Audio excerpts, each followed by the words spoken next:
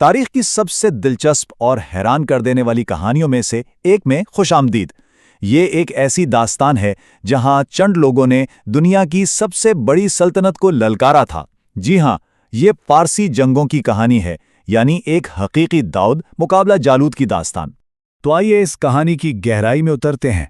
سب سے بڑا سوال جو ذہن میں آتا ہے وہ یہ ہے، آخر یہ ہوا کیسے؟ چند چھوٹے چھوٹے شہروں نے مل کر اس وقت کی سب سے بڑی سپر پاور کو شکست کیسے دے دی؟ یہی وہ معمہ ہے جسے ہم آج سمجھنے کی کوشش کریں گے، اور اس کا جواب واقعی بہت دلچسپ ہے۔ سب سے پہلے تو ذرا طاقت کا فرق دیکھیے۔ ایک طرف تھی فارسی سلطنت، اس وقت کی سب سے بڑی، سب سے امیر اور فوجی لحاظ سے سب سے طاقتور سلطنت، اور دوسری طرف کون تھا؟ یونان، جو اصل میں کوئی ایک ملک نہیں تھا بلکہ آزاد اور اکثر آپس میں لڑنے والے شہروں کا ایک مجموعہ تھا۔ فارس کے پاس لاکھوں کی فوج تھی، جبکہ یونانیوں کے پاس گنتی کے چند ہزار سپاہی۔ مطلب کاغذ پر تو یہ کوئی مقابلہ تھا ہی نہیں۔ تو یہ سب شروع کیسے ہوا؟ دیکھیں، فارسی سلطنت تیزی سے پھیل رہی تھی اور اس کی نظریں مغرب کی طرف یعنی یونانی شہروں پر تھیں۔ جب آج کے ترکی کے ساحل پر موجود یونانی شہر آئونیا میں بغاوت ہوئی تو فارسی بادشاہ داریوش نے فیصلہ کیا کہ اب تمام یونان کو سبق سکھانے کا وقت آ گیا ہے، اور یوں پہلے حملے کی تیاریاں شروع ہو گئیں۔ اور یہیں سے کہانی کا پہلا بڑا موڑ آتا ہے، میراتھن کی جنگ۔ یہ وہ لمحہ تھا جب ناممکن نظر آنے والی لڑائی ایک حقیقت بن گئی۔ فارسی فوج ایتھنز کے قریب میراتھن کے ساحل پر اتری۔ انہیں اپنی جیت کا پورا یقین تھا، لیکن ان کا سامنا ایک ایسی چیز سے ہوا جس کی انہوں نے بالکل توقع نہیں کی تھی۔ یہ جنگ صرف فوجیوں کی تعداد کی نہیں تھی، بلکہ یہ حکمت عملی اور ٹیکنالوجی کا مقابلہ تھا۔ یونانی سپاہی، جنہیں ہوپلائٹس کہا جاتا تھا، بھاری زرہ بختر، بڑی ڈھالیں اور لمبے بھالوں سے لیس تھے۔ وہ کندھے سے کندھا ملا کر ایک ایسی دیوار بناتے تھے جسے توڑنا تقریباً ناممکن تھا، اسے فیلنکس کہتے تھے۔ دوسری طرف فارسی فوج ہلکے ہتھیاروں اور تیر اندازوں پر زیادہ بھروسہ کرتی تھی۔ تو یہ سمجھیں کہ ایک طرف لوہے کی دیوار تھی اور دوسری طرف تیروں کی بارش۔ اور نتیجہ تو بس ناقابل یقین تھا۔ ایتھنز کے صرف 192 سپاہی مارے گئے، جبکہ فارسیوں کا نقصان 6000 سے بھی زیادہ تھا۔ یہ کسی معجزے سے کم نہیں تھا۔ میراتھن کی اس جیت نے یونانیوں کو یہ یقین دلا دیا کہ فارسیوں کو ہرایا جا سکتا ہے، وہ ناقابل شکست نہیں ہے۔ لیکن کہانی یہاں ختم نہیں ہوئی۔ فارسیوں کا جواب آنا ابھی باقی تھا۔ ٹھیک 10 سال بعد ایک نیا فارسی بادشاہ زرکزیز اپنے والد کی شکست کا بدلہ لینے کے لیے واپس آیا، اور اس بار وہ اتنی بڑی فوج اور بحریہ لے کر آیا تھا جو تاریخ نے پہلے کبھی نہیں دیکھی تھی۔ اس کا مقابلہ کرنے کے لیے یونانیوں کو ایک ایسی قربانی دینی پڑی جو آج بھی بہادری کے ایک لازوال داستان ہے۔ زرکسیس کی لاکھوں کی فوج شمال سے یونان میں داخل ہوئی۔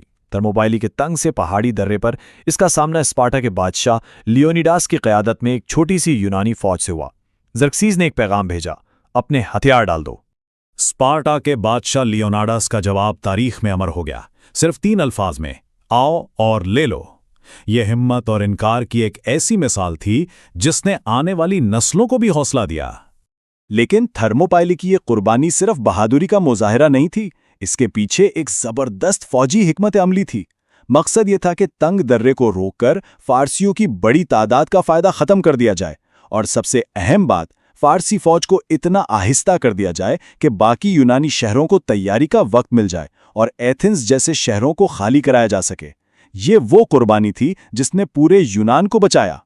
تھرموپائلی میں بے مثال بہادری کے باوجود فارسی فوج آگے بڑھتی رہی اور انہوں نے ایتھنز شہر کو جلا کر راکھ کر دیا۔ اب یونان کی قسمت کا فیصلہ زمین پر نہیں بلکہ سمندر کی لہروں پر ہونا تھا۔ اور یہاں یونانیوں نے اپنا خفیہ ہتھیار استعمال کیا، ٹرائریم۔ یہ ایک بہت ہی جدید جنگی جہاز تھا، بہت تیز، پھرتیلا، اور اس کے سامنے کونسی کی ایک نوک لگی ہوتی تھی جو دشمن کے جہازوں میں سوراخ کر سکتی تھی۔ یہ اپنے وقت کی سب سے جدید بحری ٹیکنالوجی تھی۔ ایتھنز کے جنرل تھیمسٹوکلیز نے ایک شاندار منصوبہ بنایا۔ اس نے چالاکی سے فارسی بحریہ کو سیلامس کی تنگ سمندری کھاڑی میں آنے پر مجبور کیا۔ یہاں فارسی جہازوں کی بڑی تعداد ہی ان کی کمزوری بن گئی۔ وہ ایک دوسرے سے ٹکرانے لگے اور چھوٹے پھرتیلے یونانی جہازوں نے انہیں چیر کر رکھ دیا۔ یہ ایک ایسی فیصلہ کن بحری فتح تھی جس نے فارسی حملے کی کمر ہی توڑ دی۔ تو فارسیوں کو شکست ہو گئی، لیکن یہ صرف ایک جنگ کا خاتمہ نہیں تھا، اس نے تو تاریخ کا دھارا ہی بدل دیا۔ اس ایک فتح کے اثرات آج بھی ہماری دنیا پر محسوس کیے جا سکتے ہیں۔ اس فتح کے اثرات بہت گہرے تھے۔ اس نے ایتھنز کے سنہری دور کا آغاز کیا جس نے ہمیں فلسفہ، آرٹ اور ڈرامہ جیسے تحفے دیے۔